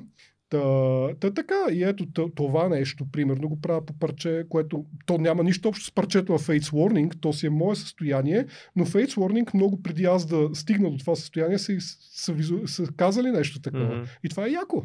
Нали. Между другото също така, смятам, че музиката генерално е супер, качествената музика е супер формираща начина, по който мислим и може супер много да го разширява. Защото за мен лично една от най-любимите групи, аз като бях ученик, беше Dream Theater, което, нали, дали хората харесват Dream Theater или не е съвсем отделен въпрос, обаче Dream Theater са музика, която е доста ангажираща, иска внимание и честно казано, така как да се изразя, слушайки я за голям период от време, освен че може да побудееш, нали, на моменти, реално има потенциала доста да развива, как да кажа. Това е то е доказано и си е и common sense това, защото още от тинейджери, от малки, от деца слушаме музика и е голяма част от нашето ежедневие и тези, които примерно слушат някакъв мега олдскул там тегавия рап, примерно тези, които слушат супер хеви метал, са по-различни, по различен начин се развиват, в различни сфери отиват и размишляват по различен начин, което до някъде аз имам фундаментално притеснение за света, за музиката. Виж бе, what the fuck happened to music? Съвсем случайно. Ама наистина е така, бе, човек. Не може масовата музика в момента да е чак такъв траш, не мога да разбера какво става. Смисъл, наистина е много зле. Ако тръгнем на там просто така масова деградация. Да, си се отдай да не ходим, че... Но в този ред на мисли, защото AI е един такъв тул, който ще доведе, според мен е и много позитивен, много позитиви ще доведе, но много минуси. Каква ти е позицията там? Искаш да споделиш? Я отворете тази бира. Шегувам се. Искаш да ти отворя, бе? Споко. Човек. Ето там е... Аз доста мисля и напоследък всъщност парадокса, че ме търсят предимно за коментари на тази тема, аз се чувствам все по-малко. Защото е модерна. Твърде модерно стана, да. Ама човек тя... Не, моля те. Освен, че е модерна... Интересно, че само да ти кажа, извиняй, че те прекъсвам. Никола не стана да даде отварачката, гдето беше по-логичното, а то мина през 4 микрофона. Но да, продължи, моля те. Ще стана модерна тази... на Никола само, защото е герой направо, как успява да не заспива. Аз знаеш, че... Всъщност знам ли знаеш, но моето мнение е по-скоро консервативно. И аз, доколкото мога да оценя какви брутални прирасти в не само продуктивността, но и ред други неща, това неуминуемо ще доведе, то вече е довело. Честно казано, смятам, че потенциалните импликации на такава технология, на тези технологии, от психологическа, когнитивна, а и обществена гледна точка, според мен не сме готови. Колко години даваш на човечеството, така да добавя към въпроса? Не зная. Преди да им плоднем. Си избелязваше само как обаче... Също знам, запознати сте с AGI? Да. Така, окей. Да, извиняйте. Това е следващата стъпка, реално. Да, бе, обаче AGI-а, защото аз, примерно, има една книжка, която беше AI 2049, мисля, че беше сравнително популярна преди няколко години на тази тема, точно. Ми беше попаднала. И там реално, нали, не само там, на много други места, се спекулираше, че AGI, нали, евентуално можем да достигнем преди 2100-ната. Само да вметна. Ако... Да. И AGI е Artificial General Intelligence, т.е. не Artificial Intelligence, а General, т.е. хора. Тоест това, което хората си мислят, че е AI. Да. Реално AGI или General AI всъщност е едно ниво отгоре над тези относително специализирани софтуери, които в момента имаме, защото да кажем тези, които генерират картинки, те само това правят. Тези, които се занимават с текст, се занимават с текст, нали? Окей, интерпретират брутални... Да. Има и крос, нали, вече медиа. Аз това ще да кажа, че се върви на там, защото примерно ChatGPT в момента и вижда, нали, анализира и картинки и чува. И чува, да, точно така. И реално това са логичните стъпки. Само, че, както няма значение, мисълта ми е, че границите от 2000 до към 2100 на неясно къв диапазон, ако изобщо, сега се свалиха до няколко години. 80 години разлика, да ме смисъл. Какво прави? Истината е, че никой не знае. Единият проблем е, че нямаме истински експерти по тази тема, истински експерти, и поне не в масовията... Според мен няма няма как да има. Тоест има експерти, които си мислят, че знаят, а всъщност се получава накрая, че много не знаят, защото хората не знаят какво не знаят. Нали? Това е едно от нещата и е страшно, когато става дума за такова глобално ниво и за такава технология като AI. Проблема е, че аз не мисля, че хората зарежи тези, които са на високите нива, те много добре знаят какво се случва към момента. Но именно към момента масовата част от популацията, защото ето ние явно четем проактивно всички за това, отделно, че някакси самата ни сфера на мисъл и на работа предполага да сме поне в някаква посока на мисълта така. Но повярвайте им, повечето хора, ние сме в това отношение, ние сме по-скоро изключение. За повечето хора това е абстракция. А тя не е абстракция, това е реалността сега в момента, която дори в момента знаете колко трансформативна е за пейзажа. Ще бъдат изненадани много хора. Това се опитваш, може да и парадоксът е, че не просто ще бъде... Те трябва вече да са изненадани човека, а то нищо само, че нищо не става. И това е много стряскащото, защото хората мен ми изглеждат някакъв тотален ступор и пълна неспособност да наистина си дадем сметка на обществено ниво, говоря, не индивидуално. На индивидуално много хора го правят. Но на обществено ниво какво всъщност значи това и аджиба, какво правиме? Защото реално погледнато това просто е с такава степен на трансформативност, която е безпрецедентна. Хората го сравняват с индустриалната революция и някакви такива глупости. Нищо общо. Аз не знам с къв акъл. Айде да не се напрягам в ефир. Обаче човек, смисъл наистина, няма нищо общо. Това е безпрецедентна технология. И най-малкото трябва да имаме повече дискусия на тази тема. Вие забелязахте ли как, примерно, Midjourney, като се появи, то буквално започва хора да дойде от никъде, от нулата. Да, абсолютно. Събуждаш се, изведнъж има нещо, само една-две презентации, може би преди 4 години да е било, когато Nvidia правеха, те не знам докъде се я докарали, имаха едно Гоген. Гоген е игра на думи Go, G-A-N, Gun, като Generative, какво беше Network. Anyway, то беше някакво такова, дето, нали, тогава изглеждаше брутално, защото взимаш Paint, мажеш с зеленко, с долната четка и то ти генерира готина ливада, нали. То без environment, да, работеше с environment. Повече environment беше, то беше... Canva се казва и го развива. Окей. Мисълта ми е, че това тогава беше някакъв хайлайт, за който дори ходих да направя една презентация на, мисля, че беше на някакво експо центъра, нали? Което знаете на какво ниво ниско абстрактно. И в един момент се появява Midjourney, бум! От никъде, тотално трансформира, нали, възприятието ни за това как всъщност се създават изображения и ред други неща, между другото, защото знаете, че ние имаме редица проблеми в ако щете законова дори гледна точка и ред други работи. Но както и да е, и това, то е картинки. Обаче най-очевидното приложение на тия технологии, изобщо не е да си правиме маймунки или какво там ни е хрумнало, сега да им напишеме. То е война и контрол. Както винаги е било. И всъщност някакси ме стряска това, че на хората не им кликва, че ако едно такова относително уж невидно, въпреки че Midjourney не е невидно, защото Midjourney променя парадигмата на толкова нива, че то ще засегне супер много работи.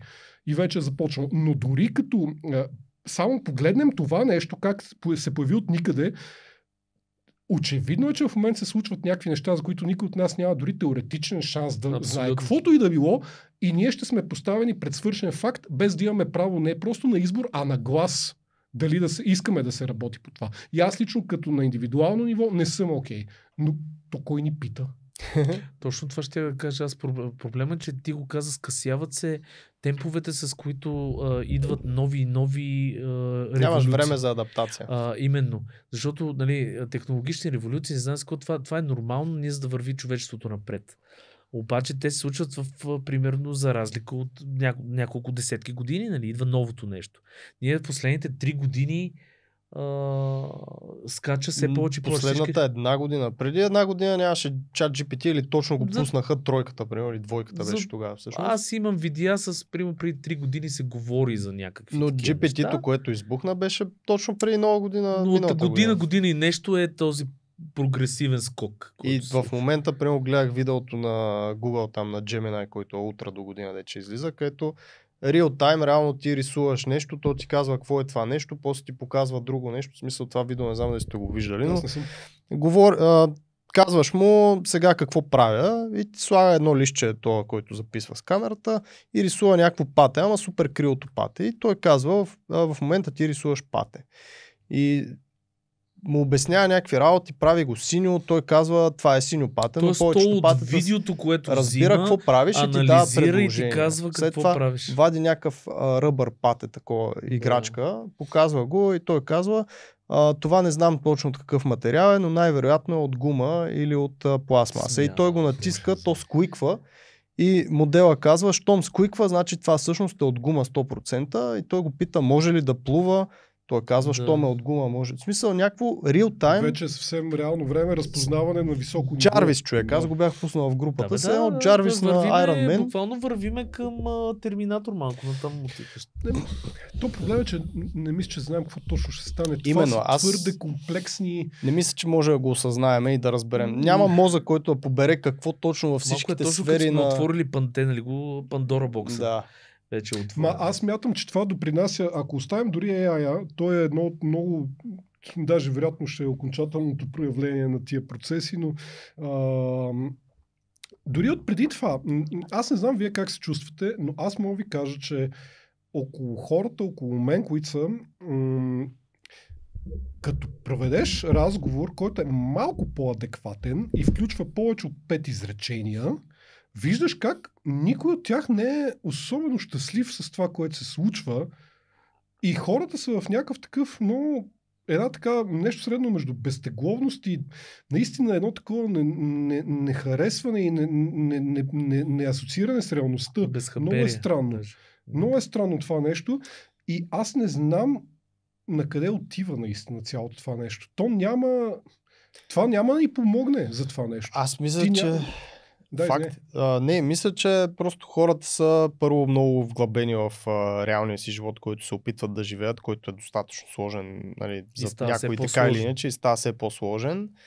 И може би има някакво безсилие, което се усеща, защото примерно при мен го има. Аз дори да не съм доволен, както и ти каза, кой ни пита. В смисъл, аз на индивидуално ниво може да си имам някакви страхове за този AI, че еди какво ще се случи, еди какво ще стане, че накрая ще трябва да живеем по хижите някъде в планините. Обаче кой те пита и всъщност последните 3 години, 3-4 може би години пандемията, кога беше? 19-та или 20-та? Да. 20. Края на 19-та не беше ли? 20-та март. Вижте, по-скоро април. Точно това е много показателно. Аз точно ще кажа, ние сме забравили такъв... това са 3 години. Да, за 3 години сме забравили такова страшно нещо, което се случи. Така, и за тия 3 години живота ни беше, нали, изключая имаме си нормален, хубав живот, много по-добре от преди 50 години, нали, чисто здравословно, чисто какво си, добре, света отива към по-добре до някъде. Обаче последните 3 години бяха предимно страх, несигурност и всякакви такива неща, финансови кризи, глупости се случваха и имам чувство, че това се засилва благодарение точно на някакъв AI и тази несигурност, която се навлиза постоянно. То е нормално, човек. В смисъл, хората те може би не могат да го вербализират това, със сигурност не могат да го вербализират това нещо, обаче аз мисля, че повечето от тях усещат, че вървят към ирелевантност, а те вървят, не просто вървят, а те подскачат с мажоритарни стъпки към нея. И това се усеща. И проблема не е това, дори само по себе си, а това, че няма отговор на това, какво идва после. Защото ние не функционираме така. Реално, точно това, което казахте за революциите, които твърде много стават за твърде кратки периоди от време, само преди 3 века, ти ако си роден, примерно, ето си имал късмета, айде да върнем темичката малко там, да си роден, да кажем, в семейството на някакъв пич, който е фермер. И реално погледнато, шанса е, че твоя живот ще е зациклил около това как се отглеждат. Как се отглеждат въпросните там растения. Може малко да разширите фермата. Една година ще е по-добре, друга ще е по-зле. Как се оправяме с това? Ще стане война, ще дойде някой лорд, ще изколи половината неща, ще загубиме част от животните. Как се оправяме с кризата? Но общо взето, реакцията се върти около това нещо и ти знаеш, че и до година ще съдиш царевица И ти знаеш, че вероятно и синът ти това ще прави. И ти знаеш, че ако някой не дойде не ви пререже гърлата, най-вероятно ще сте добре, ще функционирате. Сега в момента, погледни ме, ето, собствена гледна точка. Аз съм на 36 в момента, не съм малко, не съм много. Точно смятам, че съм в абсолютния си прайм интелектуално. Може би не си личи, знам, а горе-долу е това. И физически малко след него. Обаче за това време на, да кажем, 16 години професионален живот, аз за четвърти път сега заради AI трябва да редефинирам редица неща. За 16 години е четвъртия ми път. И просто, честно казано, аз имам невероятно дебела глава, също толкова дебел врат и много силна вяра. Аз това го нося в себе си и винаги съм го носил. И дори аз почвам да се чувствам малко уморен. Представи си То това е абсолютно и дезориентация. Не е яко, човек, защото ние не сме еволюирали за това. Да, така е. Просто не сме. Мисля, че просто има някакъв информационно претрупване, което, ето както ти кажеш, преди 3 века, информацията, която ще поемеш, не става дума тук за знания, книги и такива неща, а чисто визуално промените, day to day нещата, които се променят, които трябва да научаш, които трябва да знаеш, които ти се наливат, вливат, която консумираш по телефон, по лаптоп и така нататък. Да, сега имаш по-малко време да ги научиш. По-голяма. Разбираш ли? Имам преди, че преди 3 века си имал много по-малко информация и напрежение, което е влизало в мозъка ти. В момента това нещо е супер огромно, плюс цялата несигурност, плюс всички емоционални неща, които се въртят около това. И да, между другото, не знам, трудно е да се живее днес, това искам да кажа. От една страна парадоксът, че е много по-лесно. От една страна е много по-лесно. В смисъл, ние живеем безпрецедентно. Има едно хайко. Не мога да се сета, чия беше. Башо? Няма значение. Има едно хайко. Хайко, какво беше? Това малката поема с малките... японска форма, която е в много конкретна дължина. Някакви срички беше, да. Точно така, 3 реда и броя на сричките. Да. Е значение. Не мога да го цитирам дословно, но смисъла на беше... На японски искам. На японски искам. Имам на кого да звънна. Ханчон. Даже двама. Но смисъла на хайкото беше на български, че лунна нощ студа ме пронизва до кокъл и в колибата ми студа ме пронизва до кокъл, както императора в палатите му. И реално няма никакво значение в феодална Япония дали си шивния император или си последния селянин. Мръзнеш като куче, защото е студена нощ. А ние сега в момента седиме тук, пием бира и обясняваме колко трудно се живее. Нали? Така че от една определена гледна точка живеем безпрецедентно по-лесно от всички поколения до момента. Ама то това го прави по-трудно. То проблема е друг, че цената на това нещо, според мен, всъщност идва от това, че въпросните технологии, нали, които правят това възможно и въобще начина, по който обществото в момента е структурирано, то просто вкарва супер високо ниво на ментален стрес, който пък е безпрецедентен за предните епохи, според мен. Именно. И всъщност това, че в момента казваме, че седиме тук на топло, пиеме си бирички, лафяме си, гледат ни по YouTube, който най-вероятно вкъщи си пият кафенцето, чайчето, нещо супер комфортно, готин начин на живот и така нататък. И това още повече ме дразни, защото все едно нямам правото да се оплаквам. Тоест, нали, за мен живота е станал по-лесен от, пак казвам, от много различни гледни точки. Обаче това, че в главата ти е някакъв хаос и е някаква лудница, всъщност е доста турмозещо и доста натоварващо. Пък когато се огледаш, че всичко е светло, готино, ето идва Коледа, тук украсяват едно друго, яко купуваш си подаръци за приятели, за семейство и все пак знаеш, че стават някакви революции в момента, все пак знаеш, че някъде има война, все пак знаеш, че тази война може и тук да дойде и всичко това нещо е смазващо. В смисъл, ако тръгнеш да се замисляш и трябва да имаш някакви тактики и начини да се справиш с това нещо. Филтър, точно това е. Аз между другото за това почнах да тренирам. Именно. Едното е физическото. Това е абсолютно много як начин да се справиш с психически проблеми, като се натоварваш физически. Аз малко ще отклоня темата, да, защото... После ще се върнем, че ми е интересно. Не, за тренирането точно. Ще кажа. Ти каза, че е експеримент. Когато си говорихме. И я разкажи малко. Той е по 2 параграфа всъщност. Основно аз започнах, защото аз Примерно, винаги съм тренирал нещо до, да кажем, средата на 20-те си. И тогава вече реших, че наистина ще приоритизирам изцяло, ама много работата си. Имаше един период от време, който работех наистина нездравословно, бих казал много. Както всеки от нас, вероятно е прав.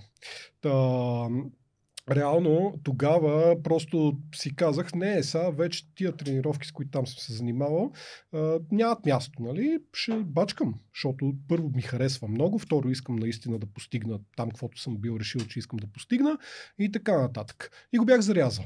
И честно казано, ето примерно нещата, които си говорихме с тия софтуери, които правят като визуализации, те са трудни, в смисъл те изискват много време, искат дори да имаш идеята и да ти е ясно какво искаш да направиш, ти просто трябва да седнеш и да го пилиш. Да въртиш, да правиш. Да, отделно от ученето, нали, което въобще да ти позволи да стигнеш до там. И реално погледнато, около това нещо, наистина тотално си бях зарязал спорта и всъщност се бях глъбил в него. И това е супер, защото честно казано имаше един, ето, говорейки пък за революции, имаше един много кратък период от време, последните няколко години, които наистина смея да твърдя, че бях стигнал до момент, в който можех да правя картинки, които никой друг не може да прави. Аз това винаги съм го искал. От самото начало аз знаех, че това е едно от нещата, които трябва да станат. Аз исках да правя нещо, да ида някъде, където други още не са стигнали.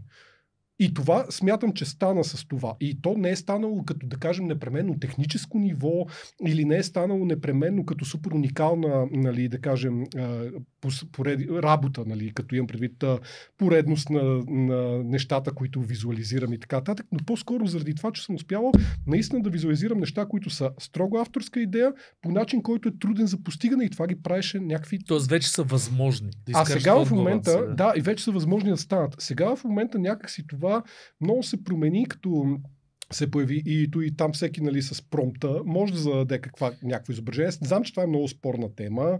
Обезцени се тема. това, което... Със сигурност се обезцени. Да. Защото реално не може не че не може, то очевидно може, но една картинка, която коства, наистина не преувеличавам, но двуцифрено число от часове вътре в себе си на работа. Просто да, тя може да задържи вниманието секунда и половина повече от съседната в Инстаграм, гледана на ето толкова, но обективно погледнато просто в този вече тотално абсурден поток от визуална информация, нали, която ни залива, които тия софтуери дигнаха на не знам каква степен вече, той преди беше, но сега вече е съвсем. Реално малко ти се губи стимула, честно казано. Аз стимула продължавам да го имам, защото съм аз и защото има неща, в които вярвам, но това е много лично. Обективно и рационално погледнато няма такъв. И това е много гадно, когато си наистина копал много. Да, в това е основният проблем. И аз проблем. тогава бях такъв, fuck you, защо аз съм си посветил примерно 10 години от живота наистина на това и го правя по този начин. И то може буквално в рамките на няколко месеца да се транслира като контекст до такава степен и реших, че ще съм малко back to basics. И реших да се върна в физическата повече страна на нещата. И експеримента с това е да видя докъде мога да стигна като как да кажа, сила.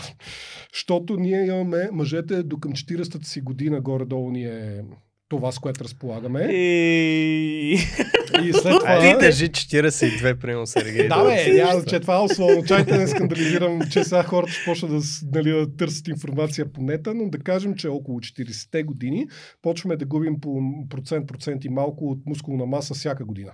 Естествено, зависи. Добре, какво... само тук те прекъсвам, когато няма какво да губиш. Почваш да губиш мозъчни клетки, брат. Само там ми остана нещо, разбираш. Но въпросът е, че преди да ги стигна тях, реших да видя какво всъщност мога да направя като това.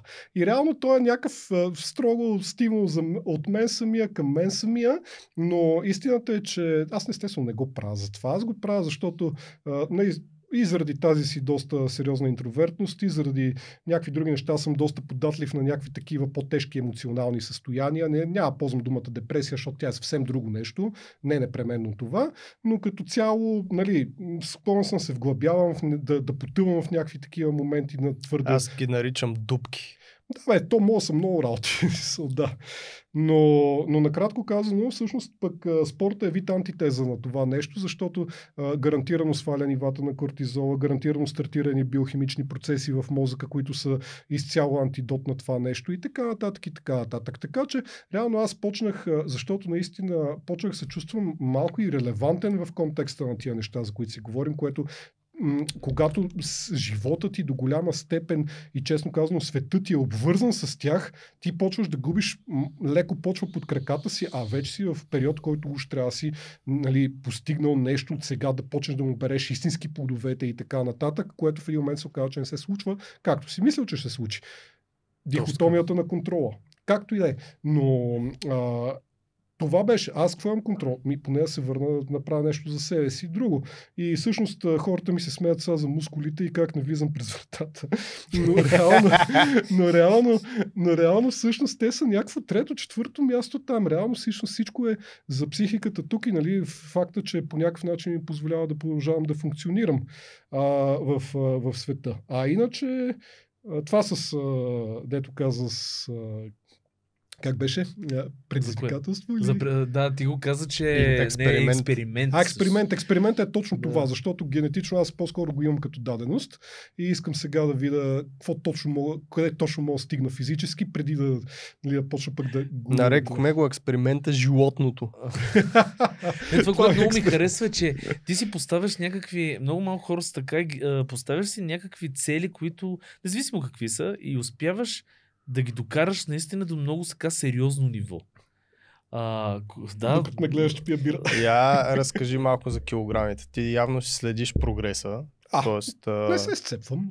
Кажи за предполагам, че щом си се фокусирал върху сила и искаш да експериментираш в тази сфера, предполагам, че правиш лежанки, мъртва тяга, лекове. Не, всъщност истината е, че не тренирам както трябва за абсолютна сила, защото там тренировките са съвсем различни. Моите са, да кажем, оптимизирани към това, но има и хипертрофия, което е растеж на мускула. Те не са непременно еднакви, пак казвам. Те са различни, даже. Така че не е най-доброто, на което можем да постигнем, но гледам да е best of both worlds. Лежанката ли? Да. Вчера направих личен рекорд 145. Ето, браво. Това между другото си е смисъл. Обесценяват се, защото реално аз съм много килограми, аз самия. И все пак обесценяват се такива неща, обаче точно в този свят, дед в момента са AI и се чувстваш по някаква форма ирелевантен, не говоря за теб, а цяло за хората в момента, които ни слушат, като не можеш да контролираш някакви неща, всеки ден излизат нови модели, или ти се взима работата, или стават някакви кризи, или уволняват в IT департаменти в момента, при месец някъде, нали, заминаха бая хора.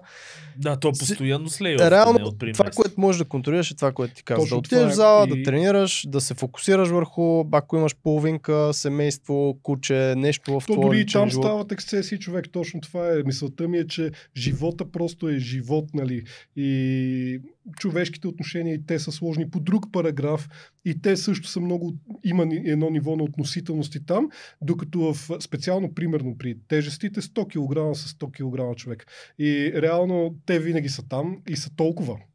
Имам пред, че като се стигнат такива personal record, всъщност е някакъв момент за гордост. Мисъл, каквото и да е, някои хора не го приемат.